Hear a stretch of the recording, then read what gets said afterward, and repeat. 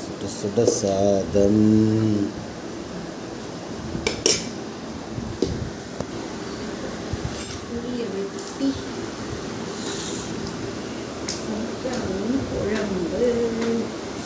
சங்கரா மீன் குழம்பு.